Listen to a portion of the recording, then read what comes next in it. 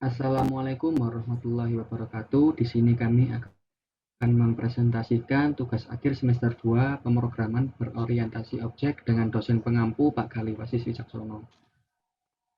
Adapun anggota dari tugas besar ini yaitu nama Putro Setioko NIM 152 dan saya sendiri Azka Faza Zulkarnain NIM 154 dan Arya Maulana Eka Mahendra NIM 173.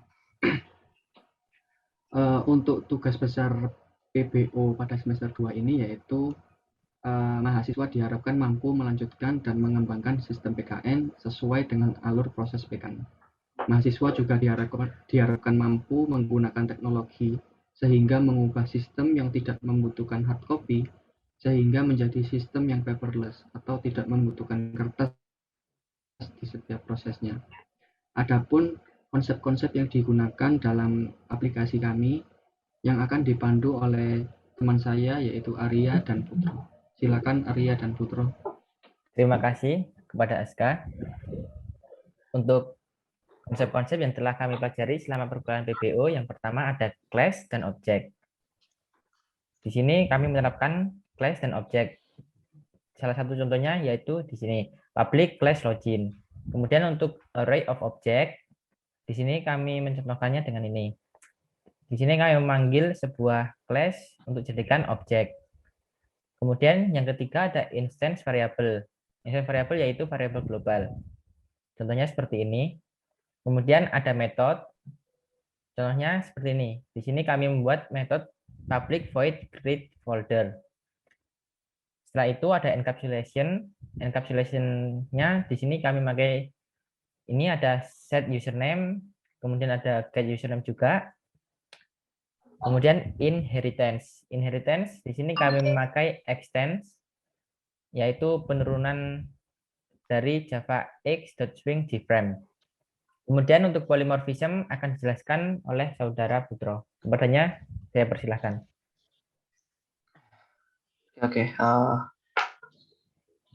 Pertama saya akan menjelaskan polymorphisme. Di sini kita menggunakan fitur sendmail ya. Jadi polymorphismenya ada dua. Pertama buat sendmail email ke instansinya. Jadi email buat proposal. Terus file proposal sama yang di bawah ini cuma sebagai teks ke email yang dituju. Terus kedua ada interface. Nah, interface-nya seperti ini. Tampilannya. Ini untuk interface login. Terus exception handling buat mengendalikan error yang ada. Mana? Nah, itu contohnya IO exception X. Ketika tidak ada file yang ditemukan. Jadi akan muncul error. Nah, selanjutnya GUI-nya menggunakan Java Swing. Ya, ada beberapa komponen seperti label, image, icon, checkbox, dan ya, sisanya desain. Terus ada IO, itu buat text-nya ya. Buat mengambil data dari, buat nge-writer data MHS dan DSN, dosen dan mahasiswa. Nah, selanjutnya ada JDBC. JDBC buat koneksi database-nya. Menggunakan library bawaan Java, JDBC driver. Ya, ada sebelah situ tuh, bagian tuh, MySQL JDBC driver. Itu harus menggunakan MySQL connector Java. Nah, codingannya ini seperti ini. URL-nya itu berasal dari database localhost. Usernya root, passwordnya dikosongkan. Karena kalau Windows itu dia bawaannya kosong. Setelah itu, dari saya udah cukup untuk penjelasan konsep-konsep yang kita pelajari selama perkuliahan PBO semester 2. Terima kasih. Selanjutnya kami akan mensimulasikan aplikasi kami mulai dari awal. Sebelumnya perlu kami sampaikan bahwasanya di aplikasi kita ada 3 aktor sistem yaitu mahasiswa, admin, dan dosen, di mana masing-masing aktor sistem itu mempunyai fitur-fitur tertentu seperti mahasiswa mempunyai fitur pengajuan proposal dan pendaftaran ujian. Untuk aktor sistem admin mempunyai fitur approval, penjadwalan ujian, dan nilai PKN. Untuk faktor sistem dosen mempunyai fitur jadwal ujian. Untuk pertama-tama yaitu kita registrasi mahasiswa di sini. Nah, ini adalah tampilan aplikasi kita untuk registrasi mahasiswa, di mana ada nama mahasiswa, NIM, jenis kelamin, nomor telepon, alamat mahasiswa, email mahasiswa, dan Alamat sembarang aja.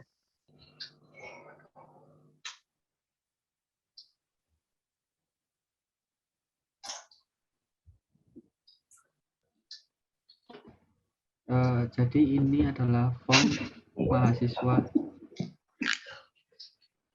Yang pertama ada pengajuan proposal. Nah, di sini mahasiswa. Jadi ini adalah form mahasiswa untuk pengajuan proposal, di mana mahasiswa disuruh menginputkan CV, portofolio, email instansi, tempat PKN-nya di mana, dan waktu PKN-nya kapan.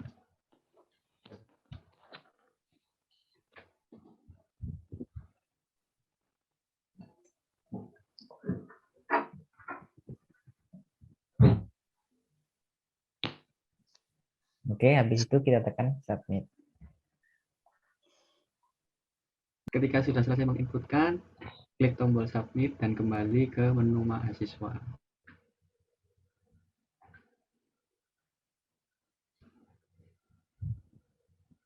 Nah,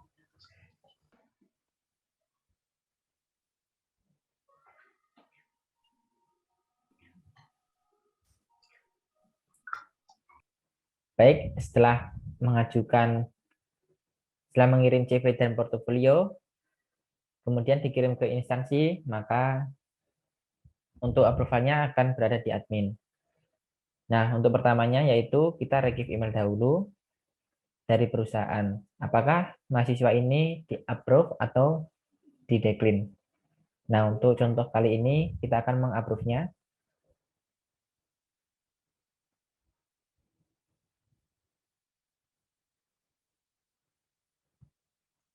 Nah, jika tombol approve sudah ditekan, maka terdapat email yang akan dikirim ke email mahasiswa tersebut. Kemudian mahasiswa tersebut berhak untuk melakukan PKN di instansi terkait.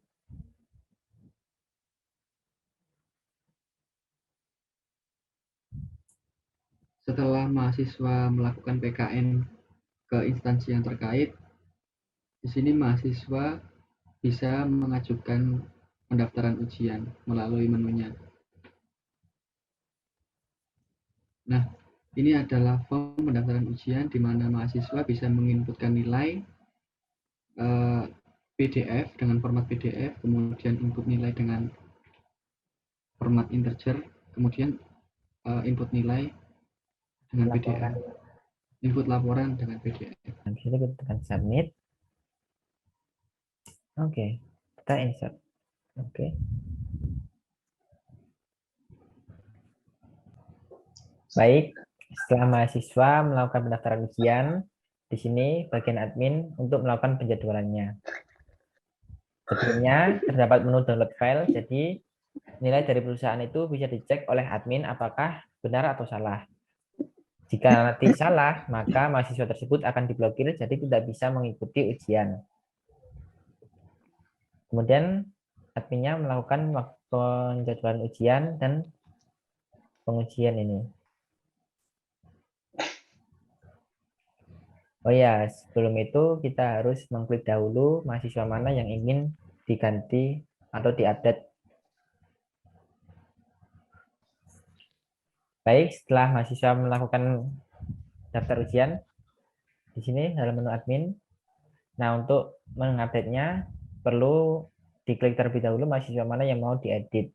Untuk download filenya di sini. Nah, di sini untuk direktorinya. Kemudian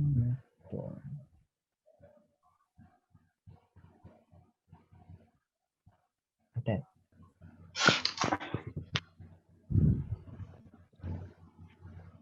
Yuk. Mulai ya. Hmm. Oke,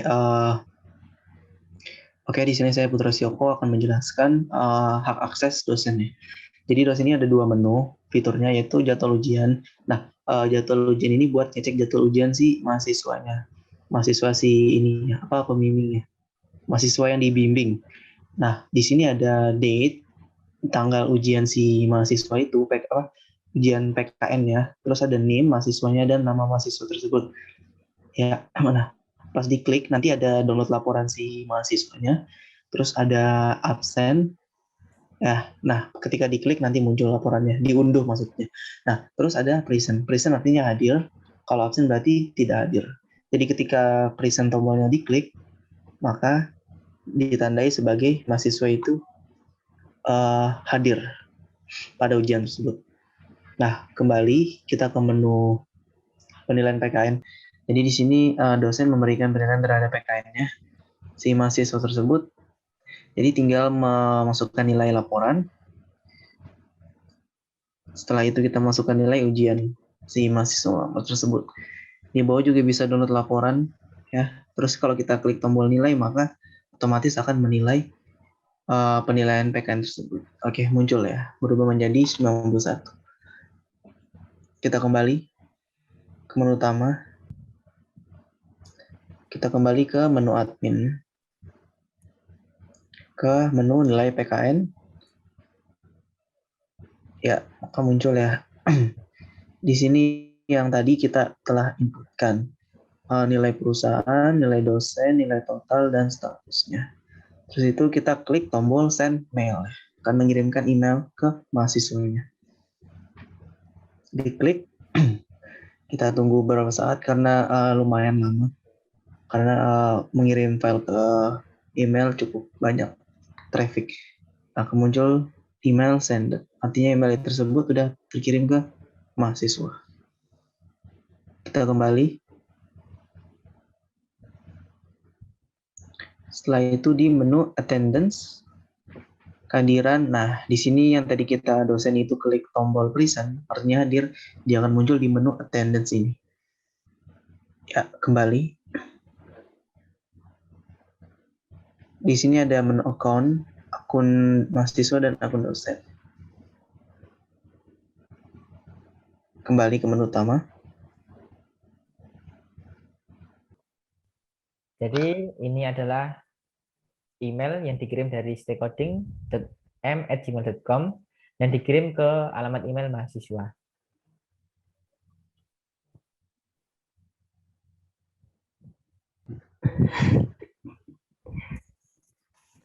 Baik, demikian adalah simulasi dari kelompok kami untuk tugas pemrograman berorientasi objek semester 2. Kami akhiri, apabila ada salah kami mohon maaf. Wassalamualaikum warahmatullahi wabarakatuh.